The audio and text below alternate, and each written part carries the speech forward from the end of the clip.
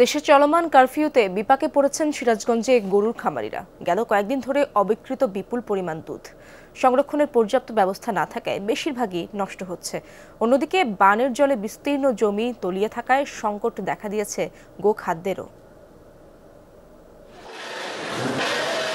দেশে গরুর দুধের মোট চাহিদার বড় একটি অংশের যোগান আসে সিরাজগঞ্জ থেকে। জেলায় প্রতিদিন প্রায় 4.5 লাখ মেট্রিক টন দুধ উৎপাদন হয়। বিভিন্ন কোম্পানির পাশাপাশি দেশের নানা প্রান্ত থেকে পাইকাররাও আসেন এখানে দুধ কিনতে। কিন্তু গেল কয়েকদিনের কারফিউয়ের কারণে বড় কয়েকটি কোম্পানি দুধ সংগ্রহ করলেও আসছেন না পাইকাররা। ফলে অবিকৃত থাকছে বিপুল পরিমাণ দুধ। সংরক্ষণের পর্যাপ্ত ব্যবস্থা না থাকায় এর বেশিরভাগই নষ্ট হচ্ছে। সব দোকানপাট বন্ধ, আর খুচরা যারা নেবে তার কামাই না, তারা নিবে কইরা। এই মুহূর্তে কোনোভাবে দুধ বিক্রি করতে পারছি না। এক পর্যায়ে বললেই চলে যে দুধটা আমাদেরকে ফেলে দিতে হচ্ছে আর কি।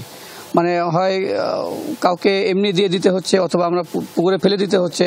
আমরা দুধগুলো বিক্রি করতাম মিষ্টির দোকানে, যেহেতু এই মুহূর্তে বিক্রি করতে পারতেছি না, আমরা এটা নিয়ে খুব বিপদের মধ্যে আছি আর কি। এদিকে যমুনা নদীর পানি বৃদ্ধির কারণে তলিয়ে আছে চর ও নিম্নাঞ্চলের বিস্তীর্ণ জমি। এতে সংকট দেখা দিয়েছে গোখাদ্যের। গবাদি পশু নিয়ে বিপাকে প্রান্তিক খামারিরা। বন্যার কারণে ঘাস নাই, খাদ্য নাই, খাদ্যর দাম বেশি। যে গরু 14 লিটার হয়তো ওই গরু 7 লিটারের দুধ এসে গেছে। বর্তমানে আমাদের বেতন নাই। কারফিউর কারণে মনে করেন যে আমরা বাইরে থেকে ঘাস কিনে আনবো, এই ব্যবস্থাটা আমরা পাচ্ছি না। ভুসি কিনতে গেলেও ভুসিও পাওয়া যাচ্ছে না, মিল বন্ধ।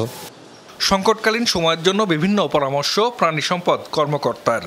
এই দুধগুলো তারা অপচনশীল দুগ্ধজাত পণ্য যেমন ঘি, পনির বা মাখন বা চিজ এগুলো তৈরি করার জন্য আমরা তাদেরকে প্রশিক্ষণ দিয়েছি। 8-10 গুণ বেশি খামারি রয়েছে, তো তার থেকে আমরা মাত্র অল্প কিছু মুষ্টিমেয় খামারিদেরকে প্রশিক্ষণ দিয়েছি।